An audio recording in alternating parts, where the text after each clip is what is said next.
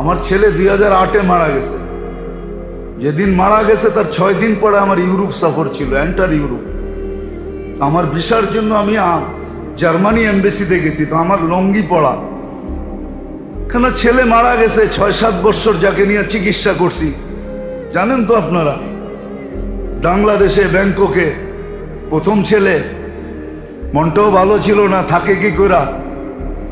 তা আমার লুঙ্গি পড়া ছিল, পানের ডাব্বা হাতে ছিল, আমি পান খাইতেছিলাম, জামায় বুতামও ভালো মতো লাগানো ছিল না। আমি যখন জার্মানি এমবেসিতে ঢুকি, তো যারা বৈশা আছে ভিসার জন্য সবাই আমার দেখা খিলখিলায় হাসা দিছে যে দেখো মোল্লা এসে, চেহারার অবস্থা কি, এ আসছে জার্মানির ভিসা নিতে, তাও সেনজিন। আমি কাউন্টারে যখন দাঁড়াইছি, তো মহিলার অনেক গয়না পড়া ছিল, যে আমার ইন্টারভিউ নিতেছে, অধিকাংশ গয়না কালো। তা আমাকে জিজ্ঞেস করতেছে কি করো, আমি কি ব্যবসা, কি ব্যবসা, এই ব্যবসা। আমার গয়নাগুলো কালো হয়ে যায় কেন? আমি বললাম তুমি পারফিউম বেশি ব্যবহার করো, তো স্প্রের কারণে গয়না কালো হয়ে গেছে। আমিগুলো হোয়াইট করবো কি দিয়ে, পরিষ্কার করবো কি দিয়ে? আমার কারখানায় আসো, এত দূর যাওয়ার তো সম্ভব না, তুমি ঘরোয়াভাবে বলো। আমি বললাম যে ঘরোয়াভাবে এইভাবে তুমি পরিষ্কার করতে পারো। আমি দেখতেছি সে ভিসা প্রিন্ট করতেছে, তা আমাকে বললো যে এত টাকা দাও, দিলাম। কয় বউ তুমি এখানে। বসলাম, আধা ঘন্টা পরে পাসপোর্ট দিল, আমি খুলে দেখলাম যে হ্যাঁ ভিসা হয়ে গেছে। এখন সবাই সবার মুখ দেখা দেখি করতেছে যে মোল্লা কোত্থেকে আইলো, তো বিশাল হয়ে গেল, আমরা তো ঘন্টার পর ঘন্টা বয়ে দিছি, কেউ তো ডাকেই না। এমন বেশভূষা নিয়ে গেছে, মনে হয় যে উনি বিলকুল এন্টার ইউরোপিয়ান হয়ে আসছে, মানে দেখলেই তাকে ভিসা দিতে হবে, কেননা সে ইউরোপিয়ান স্টাইলে আসছে, নারী বলেন আর পুরুষ বলেন। আমি ওইখানে বসে একটা পান খেলাম, মুসকে একটা হাসি দিলাম, বাইরে চলে আসলাম। বলে চাবি এইখানে না, চাবি ওইখানে। চাবি এইখানে না, চাবি তো কোথায়? ওইখানে। আরেকটা প্রশ্ন করছিল, তুমি এত দেশ ঘুরছো, তুমি জার্মানি এখন কেন যাবে? প্রয়োজন ছিল না, এখন প্রয়োজন হয়েছে, এই জন্য যেতেছি। তা আল্লাহ তো দেখাইছে এরকম। তা হাদিসে নেয়ামত বলতেছে। আমার দ্বিতীয়বার আমেরিকার ভিসা শাটডাউনে লাগছে, যে সময় এমবেসি বন্ধ ছিল, কারো ভিসা লাগে নাই। আমাকে বলছে ড্রপ বক্সে দাও, দিছি ড্রপ বক্সে। 7 দিন পরে ফোন দিছে, নিয়ে যাও পাসপোর্ট। এমবেসি শাটডাউন চলতেছে, আমি কি করে আসবো? তো বলছে তুমি অপেক্ষা করো, আমরা বাসায় পাঠাইতেছি। শাটডাউনের ভিতরে আমি আমেরিকায় গেছি। চাবি ওইখানে, এইখানে না। যিনি আমাদেরকে একটা স্টাইল দিছেন, যার সুপারিশ ছাড়া পার হওয়া যাবে না, যিনি পক্ষে হওয়া ছাড়া আগে যাওয়া যাবে না, এটা যখন বুঝি, স্বীকার করি, তারপরও মানি না, তারপরও মানে না, রসুলের তরিকা মানে না, সুন্নত মানে না, স্টাইল মানে না, লাইফ স্টাইল মানে না, বিজাতির স্টাইল মানে, ওটাই বিশ্বাসী, আল্লাহর রসুলেরটাই বিশ্বাসী না। ও মেরে দোস্ত, আমাদেরকে বুঝাইতে হবে না, আমরা তো দুনিয়া ঘুরা শেষ করে ফেলছি। আমরা তো রসুলের স্টাইলে কি রাখা আছে এটা আমরা দেখা ফেলছি, চোখে দেখছি, কিতাব পড়া না, আমাকে বুঝাইতে হবে না। আল্লাহর মেহেরবানি, সুম্মা, এটা আল্লাহর এহসান, দয়া, অহংকার করে বলতেছি না, সারা দুনিয়া ঘুরা দেখা ফেলছি।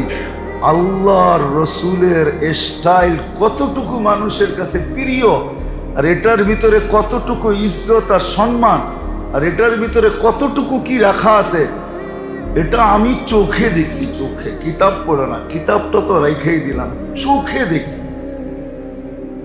এই জন্য আমি কখনো কখনো বড় বড় মজমায় বলি যে আমরা গায়ের স্টাইল ব্যবহার করি, বিজাতিদের স্টাইল ব্যবহার করি, ওটায় যতটুকু ইজ্জত না পাইছে, আমার টুপি যতটুকু ইজ্জত পাইছে, এতটুকু ইজ্জত কারো কোনো পোশাকও পায় নাই আজ পর্যন্ত। চ্যালেঞ্জ আমার সাথে। জোর সাফারি দেখা কেউ বলছে তোমার পোশাকটা বড় সুন্দর, একদিন না, 2 দিন না, 100বার টুপি হাতে নিয়ে বলছে your cap is very nice. তোর টুপি এত সুন্দর কি লেগে? আমি কিন্তু ঘুরে বলতেছি, আমি না যাইতাম দুনিয়ায়, নয়া বাজার আর শাহজাদা মিয়া লেন থাকতাম, তাইলে তো বসতাম। আল্লাহ তো আমাকে নয়া বাজার আর শাহজাদা মিয়া লেন রাখেন নাই, ঢাকা শহর আর বাংলাদেশ রাখেন নাই। দুনিয়ার এরকম কোনো জায়গা নেই যেখানে না ঘুরছি। খুব কম জায়গা আছে দুনিয়া উন্নত, যেগুলাকে বলে, যেগুলাকে স্টাইলকে মানুষ ফলো করে,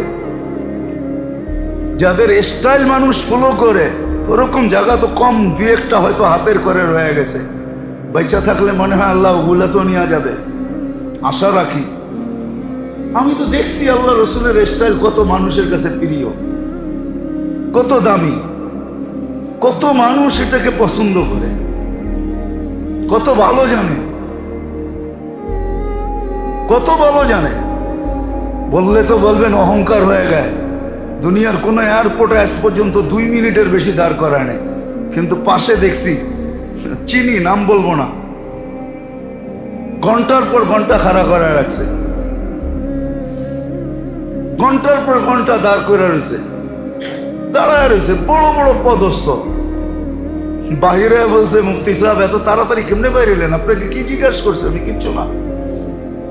বাইরে এলেন কি করে? মনে মনে এটাই ভাবছি, কিছু না, নবীর স্টাইলের কারণে ছেড়ে দিছে। আমি তো ইংরাজিও জানি না, 2টা বললে 3টা বলতে পারবো না। নবীর স্টাইল, নবীর জিন্দগির কারণে, বেশভূষার কারণে। কেননা চাবি তো ওর হাতে না, চাবি তো এখানে। হ্যাঁ, ইয়াফআলু মা ইয়াশা, যা মনে চায় তা করে। চাবি ঘুরাইয়া দিছে, চাবি ঘুরাইয়া দিছে, ওইখান থেকে চাবি ঘুরে। আমার মনে আছে, আমার মনে আছে, কারগুজারি শুনাইতেছি আপনাদের। আমার ছেলে 2008-এ মারা গেছে। যেদিন মারা গেছে তার 6 দিন পরে আমার ইউরোপ সফর ছিল, এন্টার ইউরোপ। আমার ভিসার জন্য আমি জার্মানি এমবেসিতে গেছি, তো আমার লঙ্গি পড়া।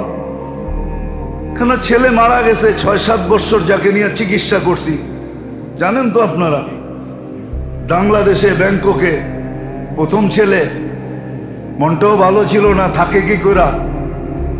তা আমার লুঙ্গি পড়া ছিল, পানের ডাব্বা হাতে ছিল, আমি পান খাইতেছিলাম, জামায় বুতামও ভালো মতো লাগানো ছিল না। আমি যখন জার্মানি এমবেসিতে ঢুকি, তো যারা বৈশা আছে ভিসার জন্য সবাই আমার দেখা খিলখিলায় হাসা দিছে, যে দেখো মোল্লা এসে, চেহারার অবস্থা কি। এ আসছে জার্মানির ভিসা নিতে, তাও সেনজিন। আমি কাউন্টারে যখন দাঁড়াইছি, তো মহিলার অনেক গয়না পড়া ছিল, যে আমার ইন্টারভিউ নিতেছে, অধিকাংশ গয়না কালো।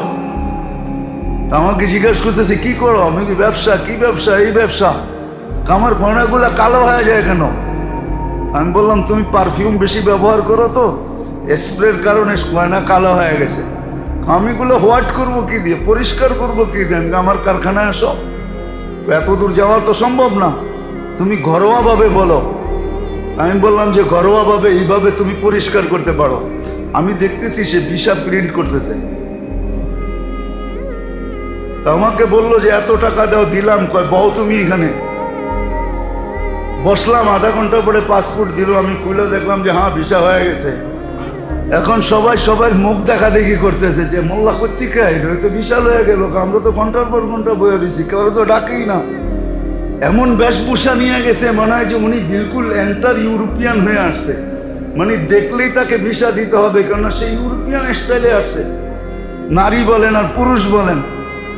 আমি ওইখানে বসে একটা পান খেলাম, মুসকি একটা হাসি দিলাম, বাইরে চলে আসলাম। বলে চাবি এইখানে না, চাবি ওইখানে।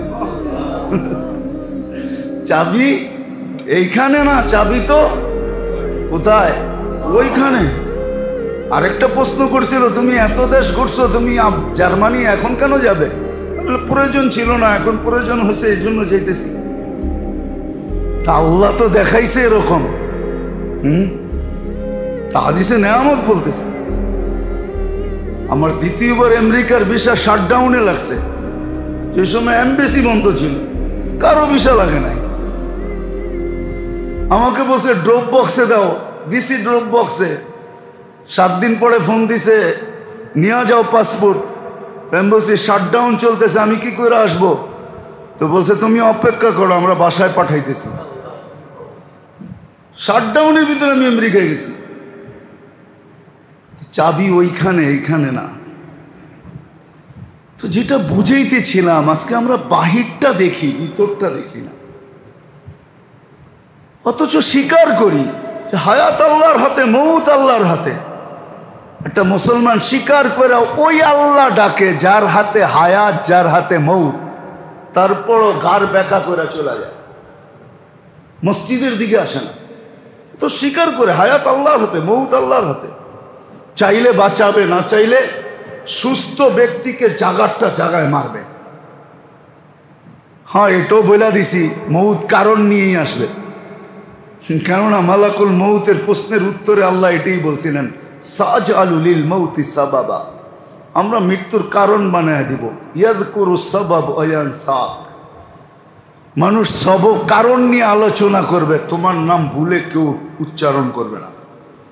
আজকে আমরা কারণ নিয়ে আলোচনা করি, কিন্তু মালাকুল মৌতের নাম কেউ নেয় না।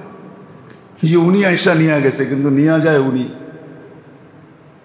তো যেটা বুঝাইতেছিলাম, বাহিরের দুশ্মন নিয়ে তো সারাদিন ভাবি যে কে আমার দুশ্মনী করে, কে আমার উপরে আঙ্গুল উঠায়, কিন্তু আমার ভিতরে যে আমার দুশ্মন বসা আছে।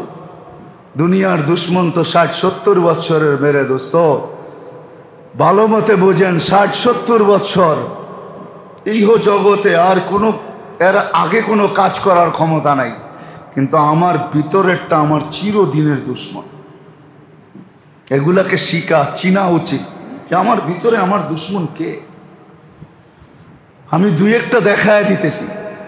আজকে যে আল্লাহর হুকুম নবীর তরিকা মতো চলতে পারতেছি না, যেই নবী আমার জন্য সব কিছু করে গেলেন, চোখের পানি কোনোদিন শুকাইতে দিলেন না, রাত্রে কোনোদিন আরামে ঘুমাইলেন না, ভালো কোনোদিন খাইলেন না, ভালো কোনোদিন পড়লেন না, ময়দার রুটি পর্যন্ত টাচ করে দেখলেন না।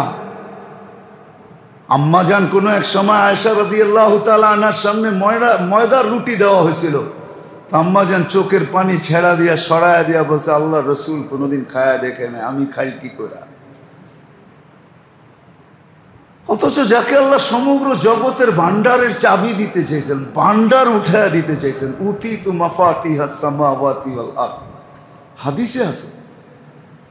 আল্লাহ রসুল নিজে বলতেছেন, আমাকে সমগ্র ভান্ডারের চাবি দেওয়া হয়েছে, আমি নেই নেই। কিভাবে জীবনটা কাটাইতে পারতেন? নবুয়তি শেষ হয়ে যেত না, শ্রেষ্ঠত্ব শেষ হয়ে যেত না, কিচ্ছু হইতো না। সাইয়্যিদুল আউয়ালিন ওয়াল আখিরিন, সৃষ্টির সর্দার, শুধু আমাদের দিকে তাকায় নেন না, মক্কার পাহাড়গুলোকে সোনা বানায় দিতে চেয়েছে। জানেন তো না, আমরা বিশ্বাস করি না, দুনিয়া এখনো বিশ্বাস করে। চলেন আমি আপনাদেরকে দেখায় দিব মিডিয়ার থেকে বাহির করা। সৌদি আরবের কিছু পাহাড় এখনো দুনিয়া কিনতে চাইতেছে, এগুলো আমাদেরকে দিয়া দাও। বলছে কেন? বলছে তোমাদের নবীকে আল্লাহ এগুলা পাহাড় সোনা বানায় দিতে চাইছিলেন, এর নিচে কিছু একটা আছে, নাইলে আল্লাহ কেন বলবে? ওদের এতটুকু বিশ্বাস আছে, কিন্তু আমরা উম্মত হয়ে বিশ্বাস করি না, নবীর তরিকা মানতে চাই না। মানতে কিসে দেয় না আমাকে, এটাও আমি বুঝাইতে চাইতেছি। আমাদের বিবেকই আমাদের দুশ্মন, আমাদের বুদ্ধি আমাদের দুশ্মন, আমাদের মন আমাদের দুশ্মন, আমাদের বিদ্যা আমাদের দুশ্মন। এরকম অনেকগুলো আছে যেগুলো আমাদের দুশ্মন, আমাদের ভিতরেই আছে। আমার মন আমার দুশ্মন, আমার বিবেক আমার দুশ্মন, আমার বুদ্ধি আমার দুশ্মন, আমার বিদ্যা আমার দুশ্মন। সেই আমাকে বুঝাইতেছে, এটা সেটা বুঝাইতেছে, সেই আমাকে বুঝাইতেছে, পট্টি পড়াইতেছে, আমাকে নিয়ে খেলতেছে। যদিও এই চ্যানেলগুলা শয়তান ব্যবহার করতেছে, বললাম না ভিতরে চ্যানেল ফিট করা আছে, শয়তান এই চ্যানেলগুলা দিয়ে আমাদেরকে নিয়ে খেলতেছে। আবার শয়তান বলেও দিছে, বাচ্চার বল নিয়ে কি খেলা খেলে, আমি তোমাদেরকে এর চেয়ে বেশি খেলি। বাচ্চার বল নিয়ে কতটুক খেলে, ক্লান্ত হয়ে যায় এক সময়, বলের জায়গায় বলে পড়া থাকে, মাটিতে পড়ে ঘুমায়া থাকে, খেলনার জায়গায় খেলনা থাকে, সে মাটিতে পড়ে ঘুমাইয়া থাকে। আমি ঘুমাই না, আমার ঘুম নাই, আমার খাওয়া নাই, নাওয়া নাই, 24 ঘন্টা আমি তোমাদেরকে নিয়ে ফুটবলের মতো খেলতে থাকি। উচিত ছিল এটা শিখা, যে আমার ভিতরে আমার দুশ্মন কয়টা।